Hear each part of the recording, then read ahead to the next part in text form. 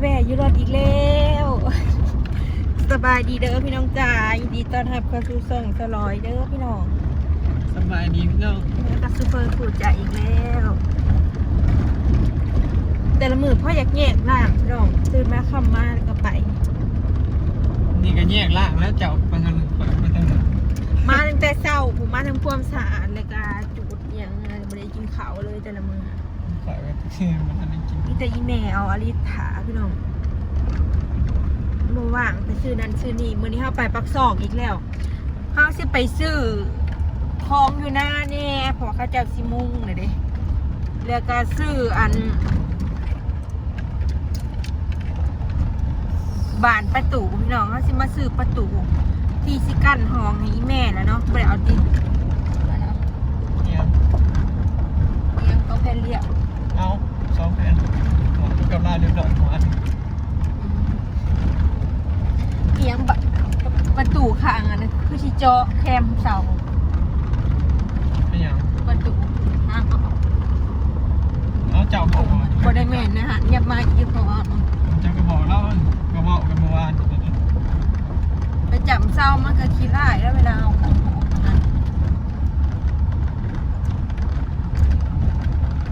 เจ้าน่ะไปขี่ถึงเขาโลดสีเจาะมันไหนมันมือบ้านประตูเฮาสิเอาเป็นอันเอียงพี่น้องมันมี UPVC บอก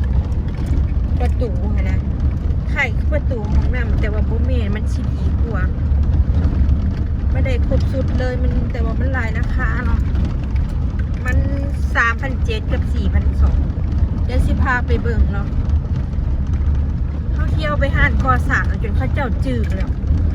เขาจะจื้ออีกว่าเฮาอยู่บ้านไหนนะเขาเที่ยวไปซื้อของอยู่ห้านก็จะจื้อไอเวียดที่เนี่ยไอเวียดที่เราเวียดนี่ก็จื้อแล้วจื้อเรามาเราห้องประเด็นบอกอย่างเช่นเราจื้อมาแหวเลยขับไปแทกเลยขับไปแทกเลยขั้นเฮากัดจื้อได้ลูกค้าเฮาเนาะขั้นโมเมนต์ขั้นผู้ได้เป็นของข้าแล้วขั้นจื้อลูกค้านี่ขายดีนะหิวข่าวเด้พี่น้องเมื่อวานฝนตกแห้งๆแต่บ่ได้ตกแถวบ้านเฮาเนาะตกแถวเขียดไก่อากาศมื้อนี้มันก็เลยแบบเย็นสบายลง UPVC นั่นเองคุณเอาไปไม่ได้ทำเหมือน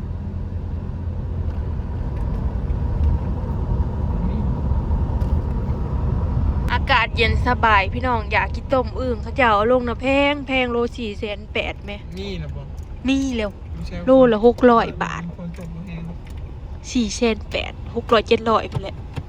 ไข่นะคะมีแต่ไข่แต่ว่ามันแพง4,800โลนึงนะโค600-700เนาะประมาณ600-700 บาท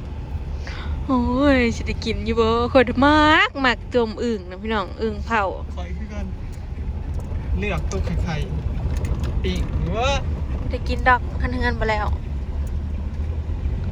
อยากได้เนาะมันเป็นฝนแหลกนะได้กินตั้งแต่เดือนได้เนี่ยน้องเห็นรถอยู่บ่มาหั่นวัสดุก่อสร้างอีกแล้วชี้โปนพิเศษของชี้ของพื้นบ่เปลืองอันนี้คืออีหยังซะอันนี้ไม่แม่นั่นแบบนี้ก็งามเลยเนาะเขาเจ้าทาอันน้ำยาเคลือบอันเคลือบมันเหลืองกันซึมกันเชื้อราตะไคร่น้ำคักมันจะเป็นฟิล์มเลยฟิล์มขอบพอนี่มันจีเห็ดไห่บอแบบที่เขาจะสาบอันหินกระสาบนะเนาะมันแฉงเงาเลยประมาณคักว่ะช่วงแรกเขาจะบดได้ใส่กันแถวบ้านท่านเนาะ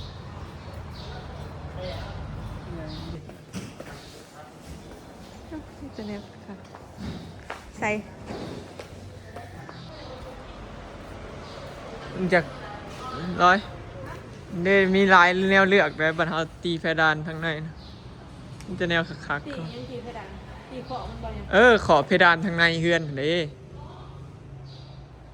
เขาเอิ้นคิ้วบัวมันไม้บัวมันไม้แต่งผนังอะไรประตูวงกบก็ได้หรือว่างามมันชิ้นใหญ่ดิขอบทั้งบริขอบขาอะไรเงี้ยขอบข้างขอบเหลี่ยมมันนั่นแล้ว ก็มีใส่แต่ในขอบขางมันหันแล้ว ขอบข้างอันนี้ ใส่ได้เบิร์ดอันใหญ่อันหน่อย เด็กเฮ้ยหลอดไฟอันนี้แพงอยู่มั้ยขออย่าไปใส่ในตู้ มันมีแบบอันนั้นอะไรมันบางทีแบบนี้ จักโบหูของเราคือขายนี่แหละขออย่าไปใส่ในตู้ซองเสา เพราะมันมีแบบอันโซลาร์เซลล์นะ ต่อไฟเอา โซลาร์เซลล์มันก็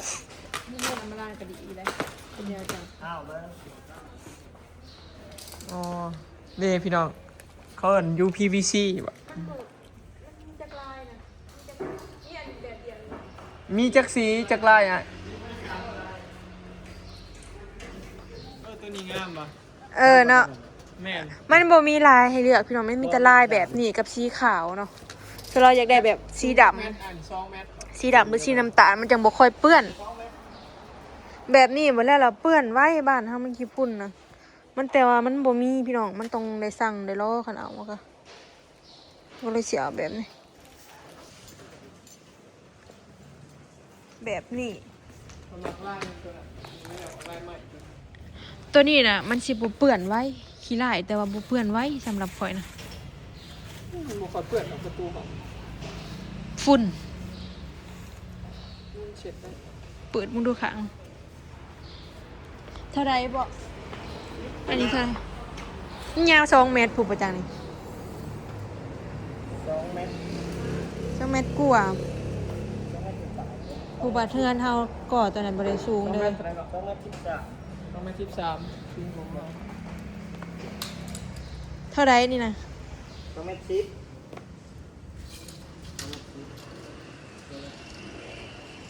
ประตูเย็นรวยงามของเฮาอีก2 เมตร 10 เนี่ยดูดีกว่าของเฮาอีก ตัวนั้นลวดลายนะงามกว่าตัวนี้ แม่น ตัวนี้เรียบๆหนักอยู่บ่ บ่หนักกับ UPVC UPVC พี่น้องเอาตัวนั้นบ่ นักนะ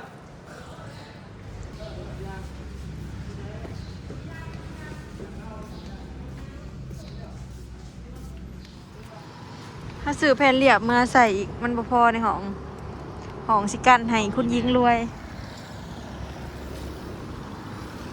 กลายเป็นอาหารประจำไปเลย จนได้ของแถมพี่น้อง อันประตูนั่นก็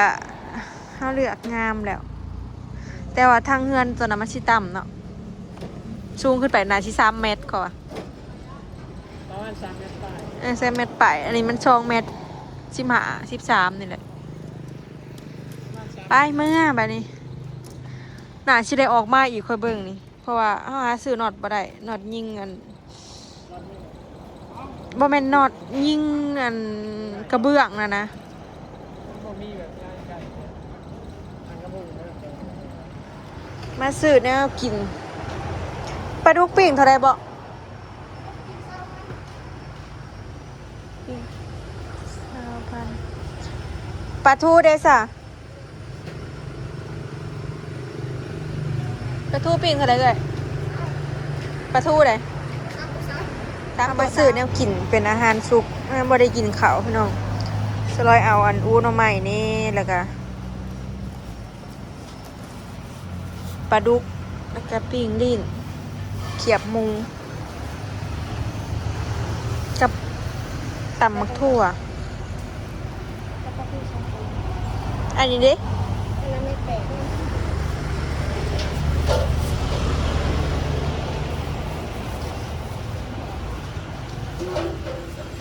แหนม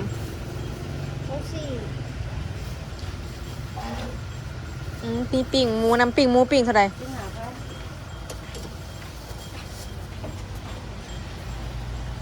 เอ้ยครับเปลี่ยนเอาอันเอียงปิ่งเอียงอันหนึงนะซอยให้ได้อยุ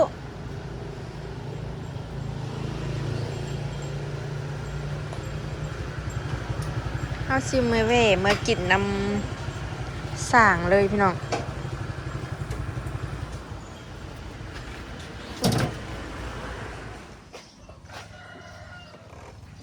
ประตูนี่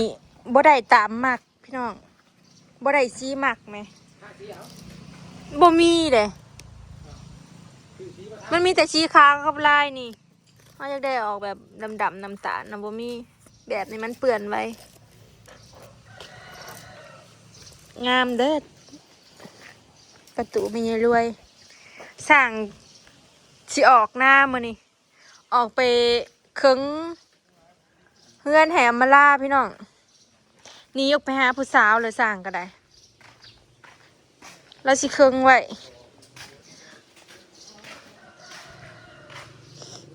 ก็เลยสิบได้แล้วอย่าเขื่อนะเฮือนเขานี่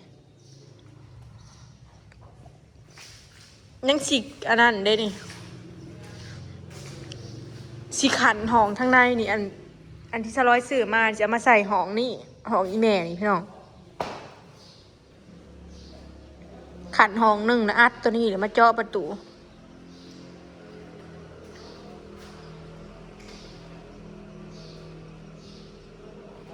เนาะ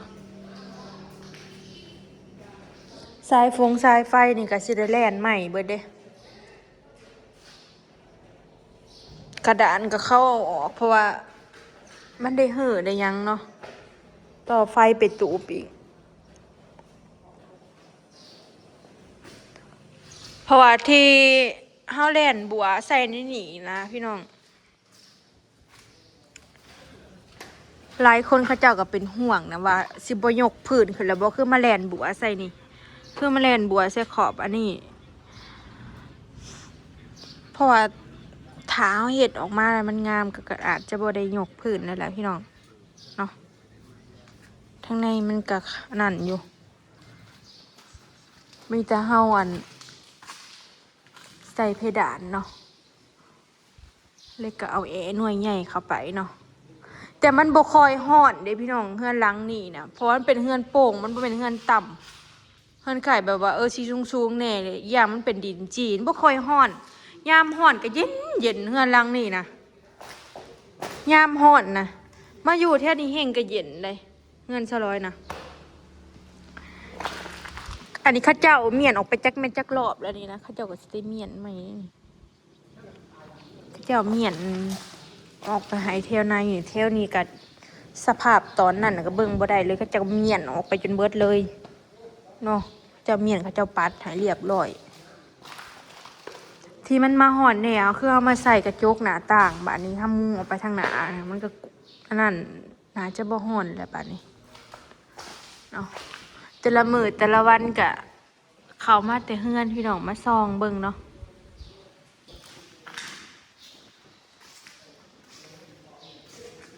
คลิปนี้สิขอเก็บภาพบรรยากาศไปสักเด้อพี่น้องพอกันคลิปหน้าเนาะสบายดี